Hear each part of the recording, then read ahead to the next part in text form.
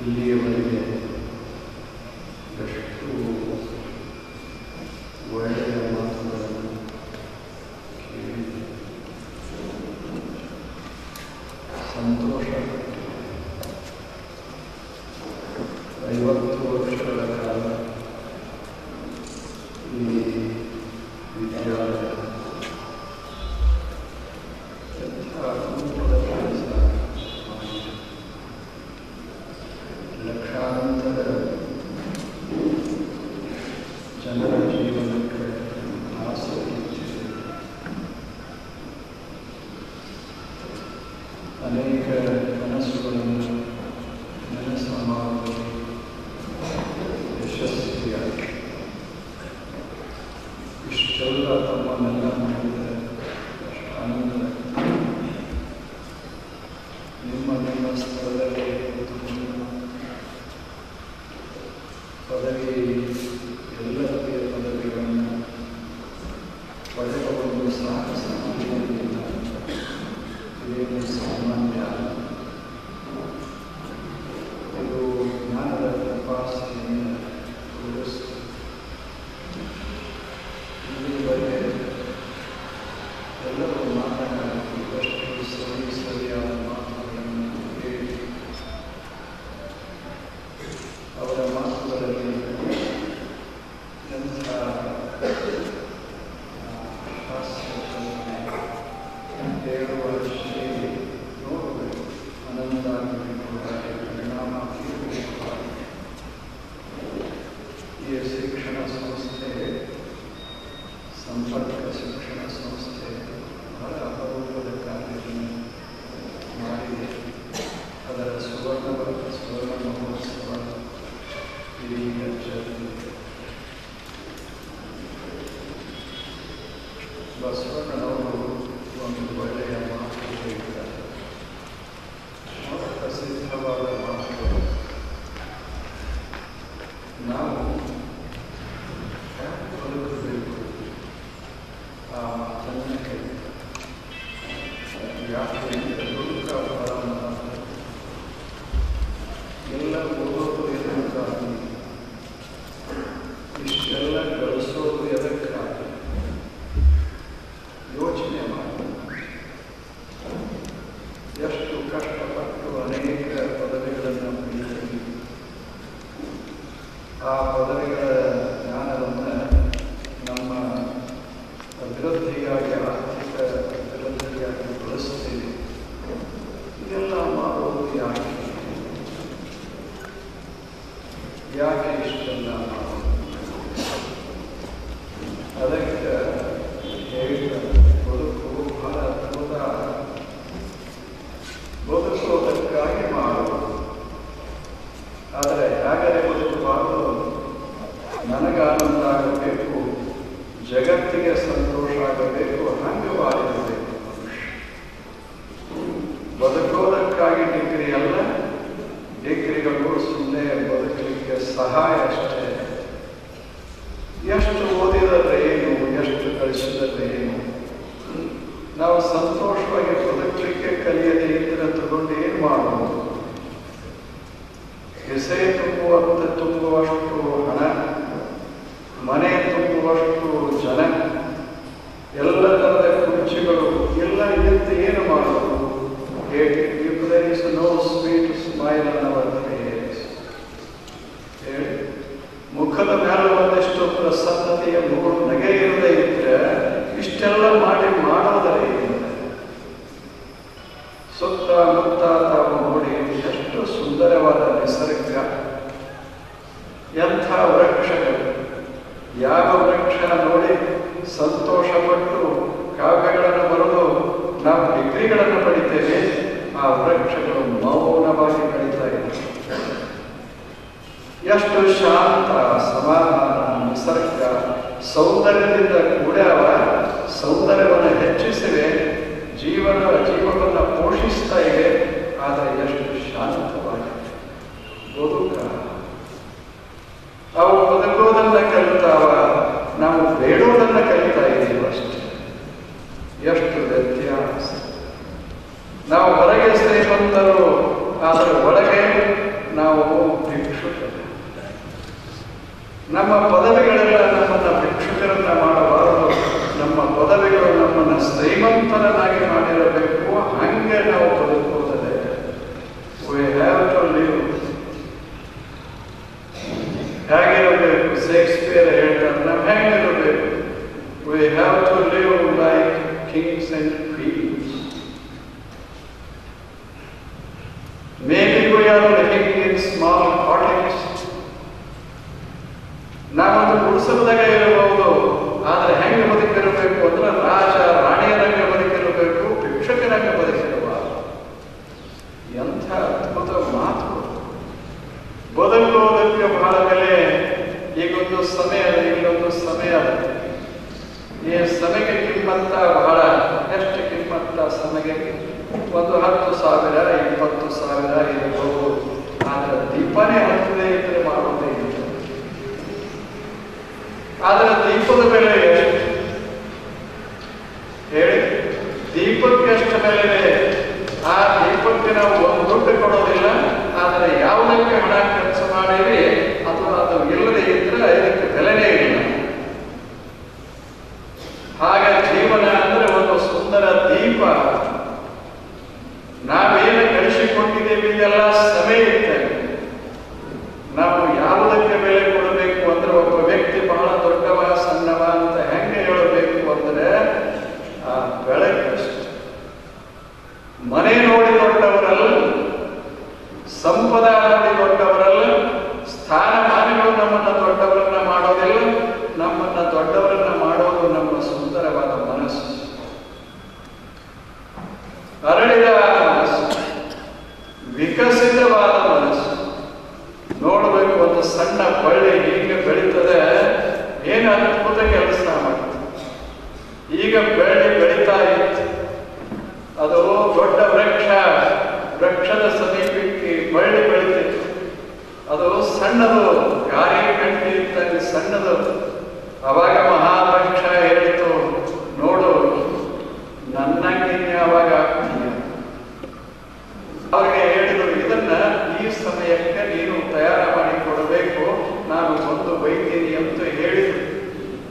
ಅವರು ಎಂಜಿನಿಯರ್ ಗುಂಪಿನಲ್ಲಿ ಮಾತನಾಡಬೇಕಾಗಿತ್ತು, ಆದ್ದರಿಂದ ಅದನ್ನು ಸಿದ್ಧಗೊಳಿಸಬೇಕಾಗಿತ್ತು. ಸಮಯ ಇದೆ.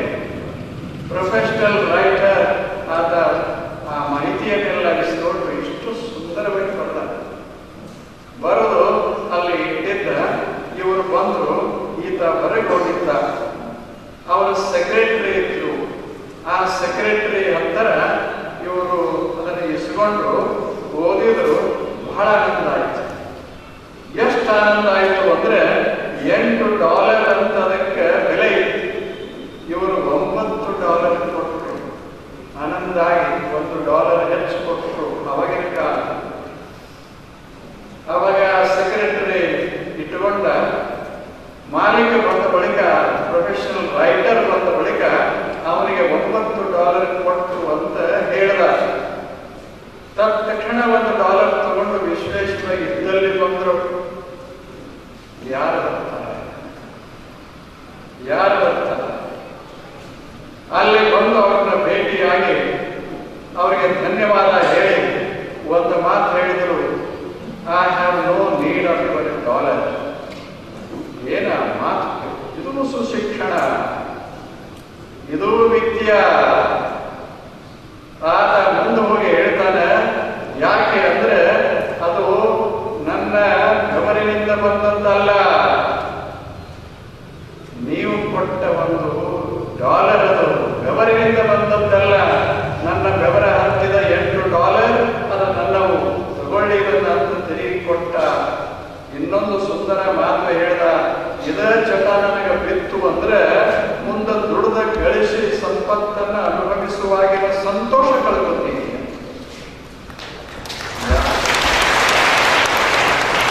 ನಾವೇ ಕಷ್ಟಪಟ್ಟು ಏನೋ ರೊಟ್ಟಿ ತಯಾರ ಮಾಡ್ತೇವೆ, ಅದು ಉಣ್ಣುವಾಗ ಒಂದು ಏನು ಆನಂದದ, ಆ ಆನಂದವೇ ಹೋಗಿ ಬಿಡ್ತದೆ. ಹೇಳಿ, ಒಂದು ಸಣ್ಣ ಗುಡಿಸಲಲ್ಲಿ ಎಷ್ಟು ಮಸ್ತಾಗಿ ಬದುಕಬಹುದು, ಎಷ್ಟು ಶಿಸ್ತಾಗಿ ಬದುಕಬಹುದು. ಅಷ್ಟೇ ಆನಂದವಾಗಿ ಒಂದು ಮಹಲಿನಲ್ಲಿ ಬದುಕುವುದನ್ನು ಯಾವಾಗ ಕಲಿತೇವೆ, ಅವಾಗ ನಮ್ಮ ಹೃದಯ ವಿಶಾಲವಾಯಿತು ಅಂತ ಅರ್ಥ.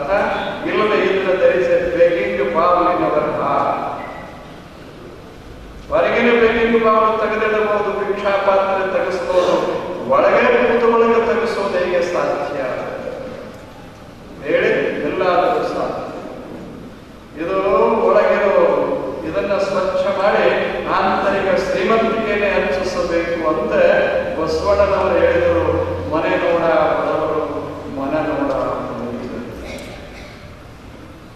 ಧನದಲ್ಲಿ ಬಡವರು ಘನ ಮನ ಸಂಪನ್ನರು ಎಂಬ ಕೂಡಲ ಸಂಗನ ಶರಣರು ಕರುಳೇ ಇಲ್ಲದಂಥ ಕಲಿಗಳು, ಕರುಳಂದ್ರ ಆಸೆ ಇಲ್ಲದಂಥ ಕಲಿಗಳು, ಅವರು ಶೂರರು. ನಮ್ಮ ಹಣ ನಮ್ಮ ಬೆವರಿನಿಂದ ಬರಬೇಕು, ನಮ್ಮ ರೊಟ್ಟೆ ನಮ್ಮ ನೀರ ನಮ್ಮ ಪರಿಶ್ರಮದಿಂದ ಬಂದಿರಬೇಕು. ಹಾಗೆ ಬದುಕುವುದಕ್ಕೆ ಶರಣ ಬದುಕ ಅಂತ ಅವರ ಹೆಸರ ಕೊಟ್ಟರು. ಎಂಥ ಸುಂದರವಾದ ಬದುಕಾಯಿತು. ಮಾಡಬೇಕು ಮನುಷ್ಯ ಎಲ್ಲರೂ ಪ್ರಯತ್ನವನ್ನ ಪರಿಶ್ರಮವನ್ನ ಮಾಡಬೇಕು. ಆದರೆ ಎದಕ್ಕಾಗಿ? ಚೆನ್ನಾಗಿ ಬದುಕೋದಕ್ಕಾಗಿ ನಮಗೆ ಸಂತೋಷ ಕೊಡಬೇಕಲ್ಲ. ಮೊಟ್ಟ ಮೊದಲ ಆವಳಿ ಕೊಡಬೇಕು. ಒಬ್ಬ ಶ್ರೇಷ್ಠ ಚಿಂತಕ ಹೇಳ್ತಾನೆ, ಎಷ್ಟು ಸುಂದರ ಮಾತು ಹೇಳ್ತಾನೆ. It is not necessary to fly to the moon, swim across the oceans and climb the Everest to find adventure. ನಾವು ಸಾಹಸಿಗಳಾಗಬೇಕು. ಸಾಹಸವನ್ನು ಪಡೆಯಬೇಕಾಗಿತ್ತು ಅಂದ್ರೆ ಆಕಾಶಕ್ಕೇನು ಏರಬೇಕಾಗಿಲ್ಲ, ಸಾಗರವನ್ನು ಈಸಬೇಕೇ ಅಂತಲ್ಲ, ಹಿಮದ ಬೆಟ್ಟಗಳನ್ನ ಏರಿದರೆ ಆಗ್ತೇವೆ ಅಂತಲ್ಲ. ಸುಂದರವಾದ ಕೆಲಸಗಳನ್ನ ಮಾಡಿ ಆ ಕೆಲಸಗಳಿಂದ ನನ್ನನ್ನು ನಾನು ಶ್ರೀಮಂತ ಮಾಡಿದರೆ, ನನ್ನ ಸುತ್ತಲಿರುವ ಸಮಾಜವನ್ನು ಶ್ರೀಮಂತ ಮಾಡಿದರೆ ನನ್ನಷ್ಟು ವೀರನೂ ಅಲ್ಲ ಸಾಹಸಿನೂ ಅಲ್ಲ. ಏನು ಅದ್ಭುತ ಮಾತು ಹೇಳಿ. ಹಾಗೆ ನಾವು ಬದುಕೋದು. ನಮ್ಮ ಶೂರತನ ನಮ್ಮ ವೀರತನ ಎಲ್ಲಿ ತೋರಿಸೋದಂದ್ರೆ ರಣರಂಗದಲ್ಲಿ ಅಲ್ಲ, ಜೀವನದ ರಂಗದಲ್ಲಿ ತೋರಿಸಬೇಕಾಗ್ತದೆ. ಎಲ್ಲಿ ಆಕರ್ಷಣೆಗಳದಾವ ಅಲ್ಲಿ ತೋರಿಸಬೇಕಾಗ್ತದೆ. ಮನೆಗೆ ಒಂದಿಷ್ಟು ಆಕರ್ಷಣೆಗೊಳ್ಳುವಂತ ಒಂದು ವಸ್ತು ಮನೆಗೆ ಬಂತು ಅಂದ್ರೆ ಒಂದು ಯಾವುದೋ ವಸ್ತು, ಒಂದು ಮಾಲೆ ಬಂತು ಅಥವಾ ಮತ್ತೇನಾದರೂ ಬಂತು ಅಂತ ಇಟ್ಟುಕೊಳ್ಳಿ, ಮನಸ್ಸ ಹರಿತು ಅಂದ್ರೆ ಎಲ್ಲೇ ಒಬ್ಬ ಈಗ ಹೊರಟಿದ್ದ ಒಂದು ದೊಡ್ಡ ಕಾರಿನಲ್ಲಿ ಸಾಕ್ತಾ ಇದ್ದ. ಹಾದಿಯೊಳಗೆ ಹೋಗುವಾಗ ಅವನಿಗೆ ಒಂದು 10 ರೂಪಾಯಿ ನೋಟ ಕಾಣಿಸ್ತದೆ. ದೊಡ್ಡವರಿಗೆ ಅದು ನೋಟ ಕಾಣಿಸ್ತದೆ. ಯಾವಾಗ ದಾರಿಯನ್ನು ಹೋಗವರು ಯಾರು ಅದನ್ನು ನೋಡಿರಲಿಲ್ಲ. ಇವನ ಕಣ್ಣಿಗೆ ಬೀಳಬೇಕಾದ್ರೆ ಮನಸ್ಸಿನಲ್ಲಿ ಎಷ್ಟು ಇರಬೇಕು. ಅವಾಗ ಎದುರಿನಿಂದ ಒಬ್ಬ ಬರ್ತಿದ್ದ, ಬಹಳ ಬಡವ, ತಾಯಿಗೆ ಆರೋಗ್ಯ ಇರಲಿಲ್ಲ, ಸಣ್ಣ ಹುಡುಗ, ಮೈ ಮೇಲೆ ಹರಡು ಬಟ್ಟೆ ಇತ್ತು, ಆತನಿಗೆ ರೊಕ್ಕದ ಅವಶ್ಯಕತೆ ಇತ್ತು. ಆದ್ರೆ ಏನು ಮಾಡೋದು, ಔಷಧ ಕೊಡಬೇಕಾಗಿತ್ತು, ಹಣ ಇರಲಿಲ್ಲ. ಈಗ ಬರ್ತಾ ಇರುವಾಗ ಅವನಿಗೂ ಕಣ್ಣಿಗೆ ಬಿತ್ತು. ಯಾಕೆ ಅವನ ಕಣ್ಣಿಗೆ ಬೀಳೋದಕ್ಕೆ ಕಾರಣ ತಾಯಿಯ ಔಷಧ, ಇವನ ಕಣ್ಣಿಗೆ ಬೀಳೋದಕ್ಕೆ ಕಾರಣ ಹಣದ ಮಹತ್ವ. ಅವಾಗ ಆ ಹುಡುಗ ಓಡಿ ಬಂದ ಹಿಂಗ ಹಿಡಿಯೋದಕ್ಕೆ ಈತ ಕಾರುಗಾಡಿ ನಿಲ್ಲಿಸಿ 10 ರೂಪಾಯಿ ತಗೊಂಡ. ಹುಡುಗ ಹೇಳಿದ, ಮಹಾನುಭಾವರೇ, ನಾನು ಮೊದಲು ಅದನ್ನು ಮುಟ್ಟಿದ್ದು, ತಾವು ನನಗೆ ಕೊಡಿ ಅಂದ. ಶ್ರೀಮಂತನಿಗೆ ಕೊಡುವ ಮನಸ್ಸಾಗಲಿಲ್ಲ. ಗಾಡಿಯೊಳಗೆ ಕೂತ ಹೋಗಿಬಿಟ್ಟ. ಬಡವನ ಆ ಬಾಲಕನ ಕಣ್ಣಲ್ಲಿ ಒಂದು ನೀರ ಬಂತು. ಆ ಬಳಿಕ ತಾಯಿ ಹತ್ತಿರ ಹೋದ. ಹಿಂಗಾತು ಅಂತ ಹೇಳ. ತಾಯಿ ಹೇಳಿದ್ರು, ಅಂತ ಭಿಕ್ಷುಕನಿಗೆ ನೀವು ಬಿಟ್ಟಿದ್ದೇ ಒಳ್ಳೆಯದಾಗಿತ್ತು.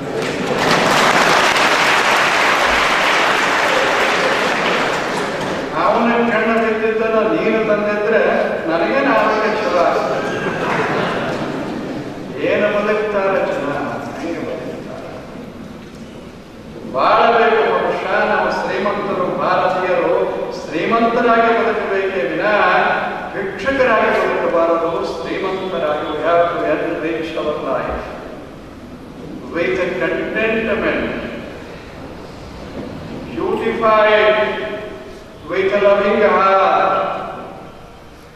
ಬೇಡೇನು ಜೀವನವನ್ನು ಹಂಗ ಮಾಡಿಕೊಳ್ಬೇಕಾಗ್ತದೆ. ಶ್ರೀಮಂತರಾಗಿ ಬದುಕಬೇಕು, ಸುಂದರರಾಗಿ ಬದುಕಬೇಕು, ಸಮರ್ಥರಾಗಿ ಬದುಕಬೇಕು. ಬದುಕೋದಕ್ಕೆ ಯಾವ ಶಿಕ್ಷಣ ನಮಗೆ ಸಹಾಯ ಮಾಡ್ತದೆ ಅದು ನಿಜವಾದ ಶಿಕ್ಷಣ. ಈ ಶಿಕ್ಷಣದೊಂದಿಗೆ ಅದು ಒಂದಿಷ್ಟು ಶಿಕ್ಷಣ ಬೇಕಾಗ್ತದೆ ಮನುಷ್ಯ. ನಾವು 125 ಕೋಟಿ ಜನ, ಈಗ 125 ಕೋಟಿ ಜನ. ಆದರೆ ಇನ್ನೂ ನಮ್ಮ ಬಜೆಟ್ಗಳೆಲ್ಲ ಡೆಫಿಸಿಟ್, ಇನ್ನೂ ಎಲ್ಲರಿಗೂ ಜಗತ್ತಿನಲ್ಲೆಲ್ಲ ಹಾಗೆ ಎಲ್ಲರಿಗೂ ಕೊರತೆ ಕೊರತೆ ಕೊರತೆ ಕೊರತೆ ಕೊರತೆ ಅನ್ನೋದೇ ನಮ್ಮ ಒಳಗಿತ್ತು ಅಂದ್ರೆ ನಾವು ಹೆಂಗೆ ಬಲಿಷ್ಠ ಆಗ್ತೀವಿ, ಹೇಗೆ ಬಲಿಷ್ಠ ಆಗ್ತೀವಿ. ಈಗೆಲ್ಲ ತಾವೇನು ಮನೆಗೆ ಹೋಗ್ತೀರಿ, ಹೆಂಗೆ ಬದುಕಿರಬೇಕು ಆಗ್ತೀವಿ, ನಾವು ಹೆಂಗೆ ಸಂತೋಷದಿಂದ ಬದುಕ್ತೀವಿ ಜಗತ್ತಿನಲ್ಲಿ. ಈಗ ನಾನು ಬಹಳ ಬಯಸಿದ್ರೆ ವೈಸ್ ಚಾನ್ಸಲರ್ ಆಗಬೇಕು ಅಂತ ನಾನು ಈ ವಯಸ್ಸಿನಾಗ ನಮಗೇನು ಬರುವುದಿಲ್ಲ. ಹಂಗೆ ಆಗಬೇಕಂತ ನಾನಿನ್ನು ತಲೆ ಹಾಕೊಂಡ್ರೆ ಬದುಕು ಹೆಂಗಾಗಿತ್ತು ಹೇಳಿ. ಅವಾಗ ನೋಡೋದಾದ್ರೆ ಆನಂದ ಪಡೋದು, ಅಷ್ಟೇ ಆನಂದ. ನೀವು ಕೂತಿರಬೇಕು, ಅಧಿಕಾರ ನಡೆಸ್ತಾ ಇರಬೇಕು, ನಮ್ಮಂಥವ್ರು ನೋಡಿ ಆನಂದ ಪಡ್ತಿರಬೇಕು. ಇದು ಜಗತ್ತಾಗಿದೆ. ಸಂತೋಷದಿಂದ ಬದುಕೋದಕ್ಕೆ ಅದೇನು ಇದೇನು ಸಂತೋಷ ಅದು ಕಣ್ಣಿನಲ್ಲಿ ಇತ್ತು ಅಂದ್ರೆ ಜಗತ್ತಿನ ಎಲ್ಲ ವಸ್ತುಗಳ ಸಂತೋಷ ಕೊಡ್ಲಿಕ್ಕೆ ಪ್ರಾರಂಭ ಮಾಡ್ತಾವ. ವಾಲ್ಟ್ ವಿಟ್ಮನ್ ಅಂತ ಒಬ್ಬ ಆಗಿರೋದು ಬಹಳ ಚಲೋ ಮನುಷ್ಯ. ಹೇಳಂಗಲ್ಲ, ನಮ್ದೊಂದು ಪದ್ಯ ಹೇಳೋದಿಲ್ಲ, ಏನು ಹೇಳ್ದ ಆತ ಸುಮ್ಮನೆ ನಿಂತಿರ್ತಾನೆ ಒಂದು ಕಡೆ. ಫಲ ಇರ್ತದ, ಹೊಲದಾಗ ದನಗಳು ಸ್ವಚ್ಛಂದಾಗಿ ಮೇಯ್ತಿರ್ತಾವ. ಅಮೇರಿಕ ನೋಡಿರ್ಬೇಕು, ಹೊಲಗಳಲ್ಲಿ ಸ್ವಚ್ಛಂದಾಗಿ ದನಗಳು ಮೇಯ್ತಿರ್ತಾವೆ. ಅಲ್ಲಿ ನಿಂತು ಆತ ವಿಚಾರ ಮಾಡ್ತಾನೆ, ಈ ದನಗಳು ಎಷ್ಟು ಆನಂದವ, ಅವುಗಳ ಮುಖದ ಮೇಲೆ ಎಷ್ಟು ಪ್ರಸನ್ನವಾದ. ಪರಮಾತ್ಮನೇ, ನಾನು ಹಂಗಾದ್ರೆ ಎಷ್ಟು ಒಳ್ಳೆಯದಾಗ್ತದೆ. ಏನ ಎಂಥ ಪ್ರಸನ್ನ. ಅವಕ್ಕೇನಿಲ್ಲ, ಎಲ್ಲಿ ಹುಲ್ಲ ತಿಂತಾವ ಅದು ಅವರ ಹೆಸರಲ್ಲೇ ಇಲ್ಲ, ಆಕಳ ಹೆಸರಲ್ಲೇ ಇಲ್ಲ, ಮತ್ತು ಅವ ಎಲ್ಲಿ ಅರ್ಜುನ ಮಾಡಿಲ್ಲ. ಆದ್ರೆ ತಿಂತಾವ, ನಿಮ್ಮದಂತ ತಗೊಳ್ಳೋದಿಲ್ಲ, ನನ್ನಂತ ತಗೊಳ್ಳೋದಿಲ್ಲ. ಇದು ಜಗತ್ತಿಗೆ ಇಕ್ಕಿದ ವಿಧಿ, ಇದು ನಮಗಾಗ್ಯದ ಅಂತ ತಿಂತಾವ, ಆನಂದ ಪಡ್ತಾವ. ಆ ಬಳಿಕಿಷ್ಟು ಸಂತೋಷವಾಗಿ ಇರ್ತಾವ, ಎಲ್ಲವನ್ನ ಮರೆತು ಮಲಗಿರ್ತಾವ. ಆದರೆ ನಮ್ಮ ಜೀವನ ಹಾಗಾಗ್ತದೆ. ನಾವು ಹೆಂಗೆ ನಡೆಸ್ತೇವೆ ಅಂದ್ರೆ ಮ್ಯಾಥಮ್ಯಾಟಿಕ್ಸ್ ನಮಗೆ ಗೊತ್ತದೆ. ನಮ್ಮ ಬದುಕು ಹೆಂಗಾಗ್ಯದಂದ್ರೆ ಎಷ್ಟೇ ಸಂಖ್ಯೆ ಇರಲಿ, 1,00,000 ಅಂತ ಇಟ್ಟುವರು, ಅದರ ಮಕ್ಕಳನ್ನು ನಾವೇ ಬರೀತೇವೆ. 1,00,000 100 ಅಂತ ಬರೀತೇವೆ. ಬರದ ಏನಂತೇವೆ, ಇದು ನಮ್ಮ ಸಾಂಗ್ ನಾವೇ ಬರ್ಬಿಟ್ಟು 1,000 1,00,000 1,00,100 ಅಂತ ಮುಂದೆ ಬಂತು ಅಂದ್ರೆ 1,00,000 ಏನಾಗ್ತದೆ? ಸಣ್ಣದಾಗ್ತದೆ, ಸಣ್ಣದ ಕಾಣಕ್ಕೆ ಶುರುವಾಗ್ತದೆ. ಆದರೆ ಅದನ್ನೇ ಹಿಂದೆ 99,000 ಅಂತ ಬರೆದು ಬಿಟ್ಟಿದ್ರೆ ದೊಡ್ಡದಾಗ್ತದೆ. ಅವಾಗ ನಾವು ಶ್ರೀಮಂತರಾಗ್ತಿದ್ದೇವೆ. ಶ್ರೀಮಂತ ಆಗಲು ಬಡವಾಗಲು ಎಲ್ಲೇದಂದ್ರೆ ಬರೆಯೋದ್ರಾಗದೇ ವಿನಃ ಇರೋದ್ರಾಗ ಆರಾಮ. ನಿಮ್ಮ ಮನೆ ಹತ್ತಿರ ಇರುವಂತಹ ಮನೆಯನ್ನು ಕೂಡ ಹೋಲಿಸಬಾರದು, ಅವರು ನಿಮ್ಮ ಕೂಡ ಹೋಲಿಸಬಾರದು. ಅವಾಗ ಆರಾಮಿರ್ತಾನ ಮನುಷ್ಯ, ಸಂತೋಷವಾಗಿ ಇರ್ತಾನೆ. ಇಷ್ಟೆಲ್ಲ ಸುಮ್ಮನೆ ಒಂದು ಸಣ್ಣ ಘಟನೆ. ಒಂದಿಷ್ಟು ದೀಪಗಳನ್ನು ಹಚ್ಚಿಟ್ಟಿರ್ತೇವೆ, ಅನೇಕ ದೀಪಗಳು, ಎಲ್ಲ ದೀಪಗಳು ಉಳಿತಾ ಇದ್ದಾವೆ. ಒಂದು 10 ದೀಪ ಹಚ್ಚುತ್ತೇವೆ. ಬೇರೆ ಬೇರೆ ಅವು ಸಮಯಗಳು, ಸುಂದರ ಸುಂದರ ಸಮಯಗಳು. ಒಂದು ಇಟಾಲಿಯನ್, ಒಂದು ಲಂಡನ್ ಸಮಯ, ಒಂದು ಜಪಾನಿ, ಒಂದು ಚೀನಿ, ಎಲ್ಲ ರಾಷ್ಟ್ರಗಳದ್ದು ಅದ್ಭುತ ಕೊಟ್ಟ ಕೊನೆಗೆ ಒಂದು ಅಮೇರಿಕ. ಭಾರತೀಯರಿಗೆ ಅಮೇರಿಕ ಅಂತ ಅತ್ಯದ್ಭುತ ಕೊನೆಗೆ. ಹೀಗೆಲ್ಲ ಇದ್ದೀವಿ ದೀಪ ಹಚ್ಚಿ. ನಮಗೇನು ಅನಿಸ್ತದೆ? ಅದರ ಮೇಲೆ ಬರೆದಿರ್ತಾರೆ, ಇದು ಚೈನೀ, ಇದು ಅಮೇರಿಕನ್, ಇದು ಇದು ಇದು ಅಂತ ಬರೆದಿರ್ತಾರೆ. ನಮ್ಮ ಲಕ್ಷ್ಯ ಎಲ್ಲಿ ಹೋಗ್ತದೆ ಅಂದ್ರೆ ಸಮಯಗಳ ಕಡೆ ಹೋಗ್ತದೆ. ಅವಾಗ ಸಮಯಗಳ ಕಡೆ ಹೋಗ್ತದೆ. ಅವಾಗ ನಾವು ಹೆಂಗೆ ಹೇಳ್ತೇವೆ, ಈ ಕೊನೆಯ ಸಮಯದಲ್ಲ, ಇದು ಶ್ರೇಷ್ಠವಾದ ದೀಪ ಅಂತ. ಅವಾಗ ಕೊನೆಯ ಸಮಯ ದೀಪ ಅಂತದೆ. ಮನುಷ್ಯನೇ, ನೀ ದೀಪ ನೋಡಿ ಬೆಲೆ ಕಟ್ಟಲಿಲ್ಲ, ನನ್ನ ಕೆಳಗಿರೋದನ್ನ ನೋಡಿ ಬೆಲೆ ಕಟ್ಟಿಲ್ಲ. ನಾವು 10 ಜನ ಆದವಲ್ಲ, ನಾವೆಲ್ಲ ಅಷ್ಟೇ, ನಾವೆಲ್ಲ ದೀಪಗಳು. ನಾವೆಲ್ಲ ದೀಪಗಳು ಅನ್ನುವ ಭಾವ ನಮಗದ. ಮನುಷ್ಯರಿಗೆ ಹಾಗಿಲ್ಲ. ದೀಪದ ಕೆಳಗೆ ದೀಪವನ್ನ ನೋಡದೆ ಕೆಳಗಿರುವುದನ್ನ ನೋಡ್ತಾರಲ್ಲ, ಅವರು ದುಃಖಿಗಳು ಅಥವಾ ಸುಖಿಗಳು ಆಗ್ತಾ ಇರ್ತಾರೆ. ಅದು ತಾನೇ ಮಾಡಿಕೊಟ್ಟ ಸಂಸಾರ.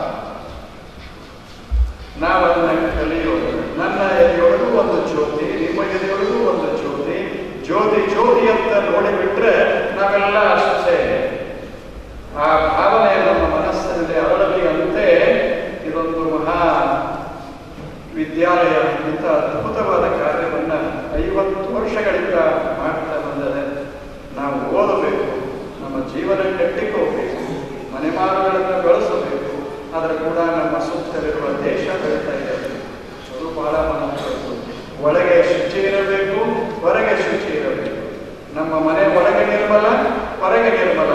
ಹಾಗೆ ನಮ್ಮ ಮನೆಯ ಮಾತು ಇರಬೇಕು. ಅದಕ್ಕೆ ಬಸವಣ್ಣ ಹೇಳಿದರು, ಮನೆಯೊಳಗೆ ಇದ್ದಾನೋ ವಸ್ತಿಲಲ್ಲಿ ಹುಲ್ಲ ಹುಟ್ಟಿ, ಮನೆಯೊಳಗೆ ರಜ ತುಂಬಿ, ಮನೆಯೊಳಗೆ ಇದ್ದಾನೋ. ತನುವಿನಲ್ಲಿ ಉಸಿ ತುಂಬಿ, ಮನದಲ್ಲಿ ವಿಷಯ ತುಂಬಿ, ಮನೆಯೊಳಗೆ ಇಲ್ಲ ಕೂಡಲ ಸಂಗಮ. ಏನು ಅದ್ಭುತವಾದ ಮಾತು. ನಾವು ಮನೆ ಮಾಡಿಕೊಂಡಿವಿ ಅಂದಾಗ ಹೊಸದಾಗಿ ಹುಲ್ಲು ಹುಟ್ಟಬಾರದು, ಮನೆಯಾಗ ಕಸ ಬಿದ್ದಿರಬಾರದು.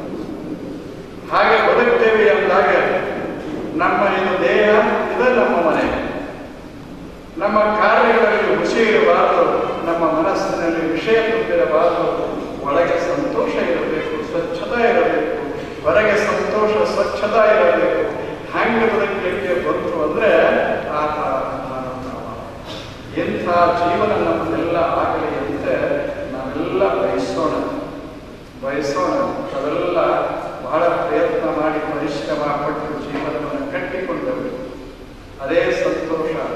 ಯಾವಾಗ ನಮ್ಮ ಕುಲಪತಿಯವರು ಹೇಳಿದರು, ನಮ್ಮ ರಾಜಶೇಖರ್ ಅವರು ಹೇಳಿದರು, ಒಂದು ಸಲ ನೋಡಲಿಕ್ಕೆ ಬಂದಿ ಕಾಲೇಜ್ ವಿಶ್ವವಿದ್ಯಾಲಯ ಇಷ್ಟೆಲ್ಲ ಚೆನ್ನಾಗಿ ಕೊಡ್ತಾರೆ, ನೋಡಿ ಅಂದರು. ನೋಡ್ಬೇಕಂತ ಬಂದೆ. ನಿಮ್ಮನ್ನೆಲ್ಲ ನೋಡಿ ಅಷ್ಟು ಸಂತೋಷ ಆಯಿತು. ಎಲ್ಲ ನೀವು ಕಳಿಸುವಂಥದ್ದು ಪದವಿಗಳನ್ನ ಪಡೆದವರು. ಆದರೆ ಎಷ್ಟು ಶಾಂತ, ಸಮಾಧಾನ, ವಿನಯ, ಎಂಥ ಅದ್ಭುತ ಸಂಸ್ಕೃತಿಯನ್ನು ತಾವೆಲ್ಲ ಬೆಳೆಸಿಕೊಂಡಿದ್ದೀರಿ. ಈ ಸಂಸ್ಕೃತಿಯೇ ಇದು ಬದುಕಿನ ಸಾರ್ಥಕತೆ. ಅಂಥ ಸುಂದರ ಸಂಸ್ಕೃತಿ ತಮ್ಮದೆಲ್ಲ ಇಲ್ಲದ ಇದೇ ಉಳಿ. ಮಕ್ಕಳಿಗೂ ಸಹಿತ ಹಾಗೆ ಮಾಡಬೇಕು. ಮಕ್ಕಳು ಹೇಗಿರಬೇಕು ಅಂತ ಆನಂದವಾಗಿರಬೇಕು, ಎಲ್ಲವನ್ನ ಪಡೆದಿರಬೇಕು. ಅದರ ಸಂತೋಷವಾಗಿ ಬದುಕೋದನ್ನ ಮರಿಬಾರದು. ಹಂಗೆ ಅವು ಬಾರಿ ಬದುಕಿರಬೇಕು. ಈ ಕರ್ನಾಟಕ ಮಹಾ ವಿಶ್ವವಿದ್ಯಾಲಯ ಅನೇಕ ವರ್ಷಗಳಿಂದ, ದಶಕಗಳಿಂದ ಅಸ್ತಿತ್ವದಲ್ಲಿದೆ. ನೋಡಬೇಕು, ಸುತ್ತಮುತ್ತ ಬಂದಾಗ ಏನು ಆನಂದ ಆಗ್ತದೆ. ಏನು ಹಸಿರ ಪಾವತಿಯವರು ಇದ್ದಾಗ ಎಲ್ಲ ನೋಡಬೇಕು. ಅಷ್ಟೆಲ್ಲ ಮಾಡಿದ್ರು, ಬಹಳ ಕಷ್ಟಪಟ್ಟಿದ್ದೆಲ್ಲ ಬೆಳೆಸಿದ್ರು. ಇನ್ನೊಂದು ಗುಡ್ಡ ಒಂದು ಭಾಗ ಹೇಳಿದ್ರಲ್ಲ, ರಂಜದ ಒಂದು ಭಾಗ ಹೇಳಿದ್ರು. ಅವಾಗೆಲ್ಲ ಇವರು ಕಾಣಿಕೆ ಇತ್ತು. ಆಗ ಅದೇ ಸೌಂದರ್ಯ, ಈಗ ಇದೇ ಎರಡೂ ಸೌಂದರ್ಯಗಳು ಅದ್ಭುತವೇ. ನಾವು ಅದನ್ನು ಅನುಭವಿಸೋಣ. ಅದು ನಾಶವಾಗಬಾರದು. ಇದು ವಿದ್ಯೆ ದೀಪ ಇಲ್ಲಿ ಆರಬಾರದು.